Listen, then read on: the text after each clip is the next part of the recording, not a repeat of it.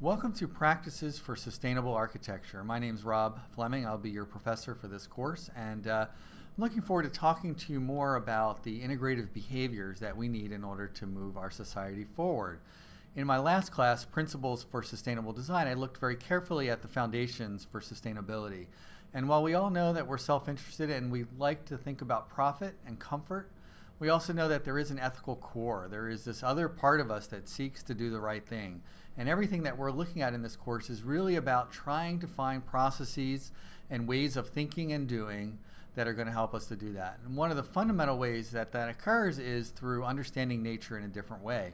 In the past, we've looked at nature as something to be exploited, something to be used for gain or for profit.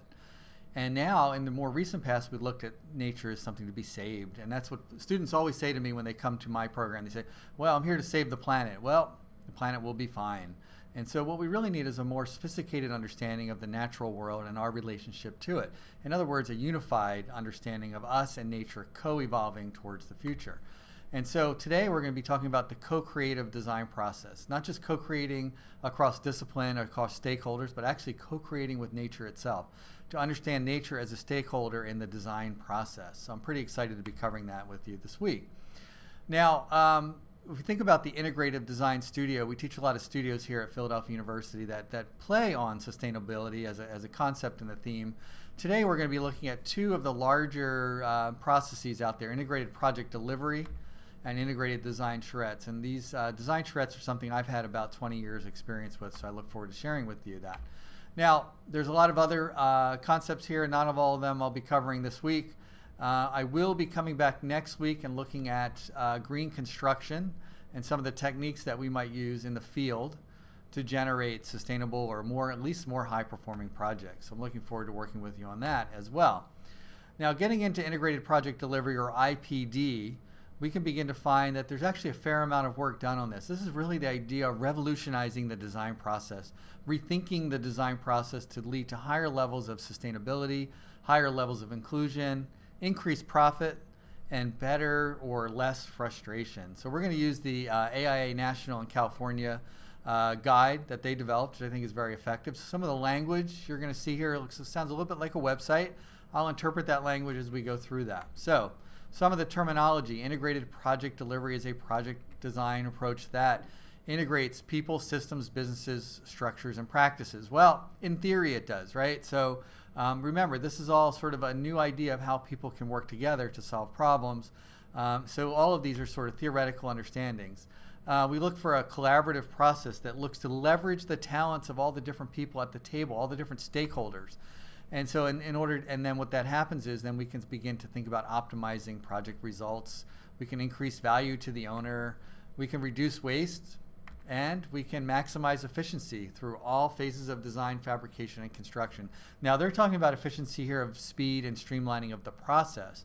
Later, we're going to talk about how this process, IPD, can be used to actually make the buildings and projects and interiors more efficient. So we can apply this IPD concept to a variety of contracts. Typically, you're going to see the owner, architect, and contractor in a contractual relationship to share the risk and share the reward of a project. That's very different than what we've had in the past. In all cases, integrated projects are uniquely defined by highly effective collaboration. And I just want to tell you right now that most people are not prepared to collaborate. Most people are interested in their territory and are interested in negotiating.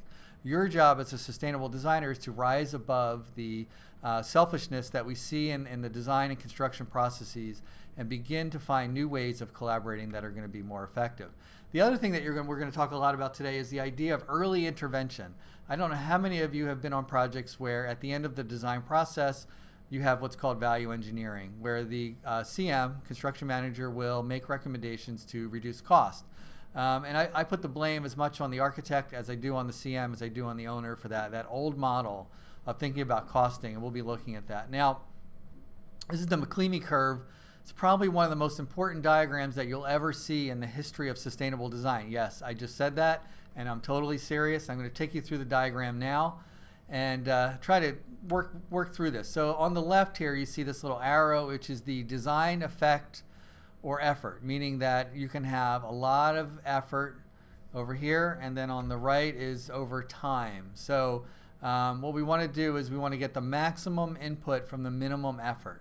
And I'm going to take you through this right now. So let's just take number one. So curve number one says ability to impact cost and function.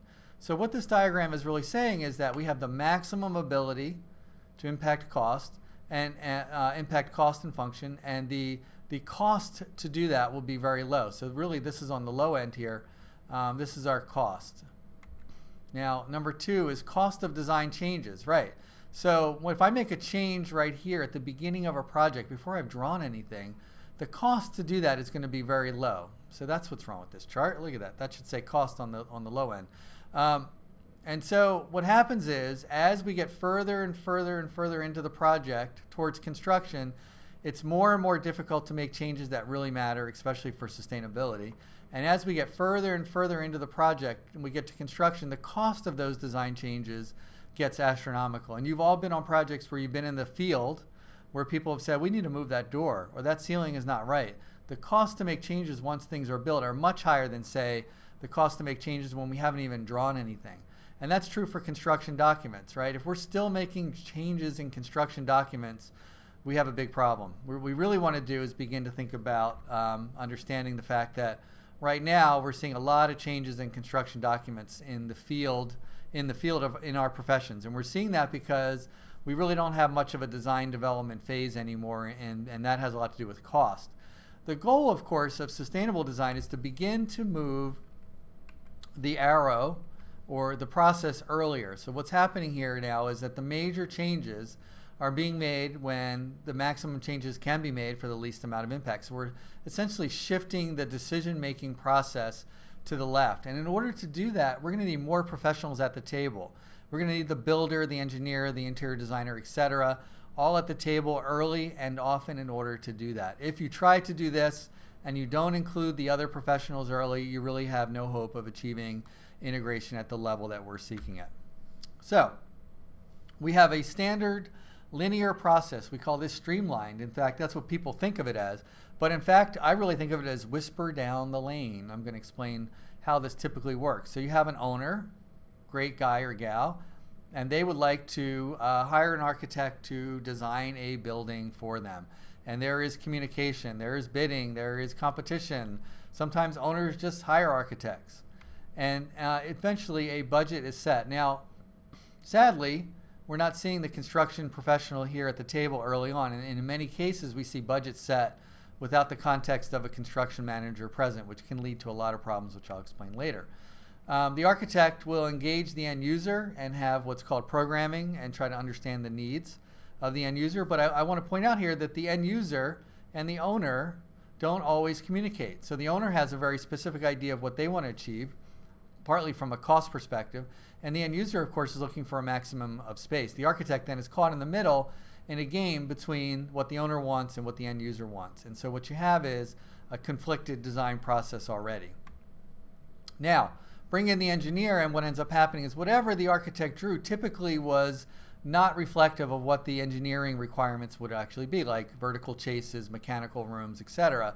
And so what we're seeing here is a redesign already at this point. So as soon as the architect has designed something, it's already being redesigned based on the engineer's input. And same thing with the interior designer's input. All of a sudden, we're starting to understand the interior spaces, and we have to change the design again. And then finally, we're going to bring in the landscape architect, who brings up all kinds of things that we should have thought about. And once again, the design changes. Again, I want to remind you, we're looking at a traditional design process. It's architect-led, where we draw first and ask questions later. Certainly, as I'll explain later, there's been some evolution in this. But already you see a lot of errors. Every time you see one of these, you see potential for opportunities and problems. Eventually, the builder does come in, and they do what's called a 30% estimate. So at this point, 30%, the team has done 30% of the design without the impact of or input of a builder. And so what ends up happening is you now have a whole bunch of redesign that occurs because the builder has come in and said that your budget is too high. Now, why the budget is too high? Why did the design team go over budget? Well, we have an owner who had certain desires that may not have been realistic. We have end users who had desires who may not have been realistic. We certainly have architects who have their own desires and goals. That might not have been realistic. And then all of these guys and gals come in to impact the project. And what we end up with is a redesign. So every time you see a red line, you're going to see a redesign. We get into the bid process, and guess what? Project comes in way over budget again. We either have to rebid the project, redesign the project, or we're certainly going to have what's called RFIs, where the drawings are going to have to come back and be changed again based on what we saw in the bid. So once again, redesign. The builder then comes in and gets awarded, and guess what? More RFIs are sent out and more redesign occurs. And if you're a good builder, you're sending those RFIs out early. And eventually you'll have more RFIs as the project starts to get under construction, and you'll have what's called change orders, which are the worst case scenario in a whisper down the lane process. Now, what I haven't mentioned for you today is sustainability. So what you're seeing here is a typical design process that has a lot of opportunities for things to go wrong. And if you think about this from a sustainability point of view, this is really bad, because those things that go wrong really go wrong on a sustainable project. Unless you have a very experienced team of architects, designers, builders, engineers, etc., who have worked together before, you're likely to have major crashes in the process. And then people say, oh, well, see, sustainable design is too hard. We can't do it. It's too expensive. Let's take a look at maybe another model. So in the other model, now we're going to look at a nonlinear inclusive process under IPD. And we're going to use what's called the integrated design charrette, where we're going to bring everybody to the table in a room in real time, and we're going to draw the project, landscape, building, and interior. So the owner and user are in the same room together at the same time with the architect, with the landscape architect, with the interior designer, with the engineer, and with the builder, and additional stakeholders, including neighbors, etc., are all designing a project in real time. And I hope that you begin to grasp the possibility of what that could mean, both in terms of frustration, but also in terms of the ability to create an integrated, holistic design solution.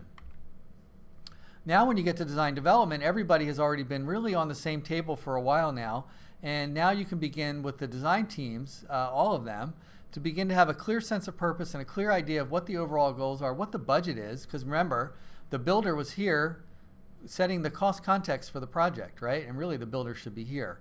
So I need to redo this diagram a little bit. So I failed you. And even during construction documents, we continue to have these mini design charrettes where all of the team members are there fleshing out all the details. Now, how is that different than a project meeting? It's a lot different than a project meeting.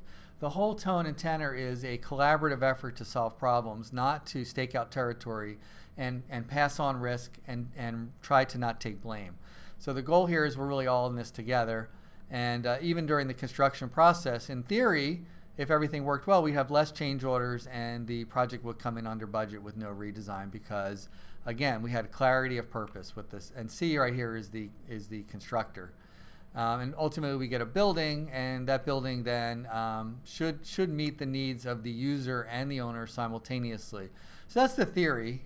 Whether that works or not in reality, it really depends on the team.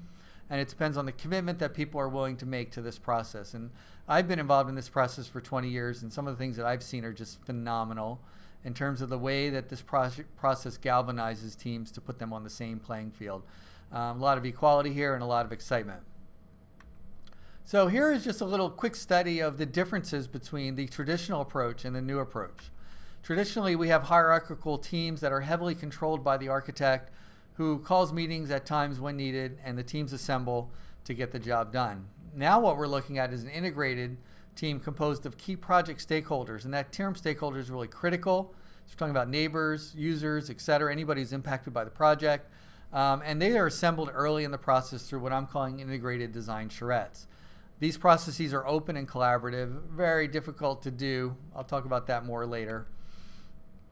In the old model, we had a linear, distinct, and segregated step-by-step model that was not integrated. What we have now is an integrated model that is done concurrently. So we're all designing concurrently with the same guiding principles, the same goals, the same sense of what this project's supposed to be. So we have this sense of trust and respect. And I think that's really critical because when you think about where we're going in the 21st century with a sharing economy, more and more trust is becoming a commodity that we can trade on, which is pretty exciting. In the old model, risk was individually managed, and we transferred it as much as possible to others to the greatest extent possible. And the construction manager, to their great credit, has been willing to take on more and more of that risk. And the architects, not to their credit, have taken on less and less risk. And what that's led to is really a sort of a loss of quality a loss of power by the architect in the design process, sadly. Now what we're going to do in integrated project delivery is actually share that risk and share the reward.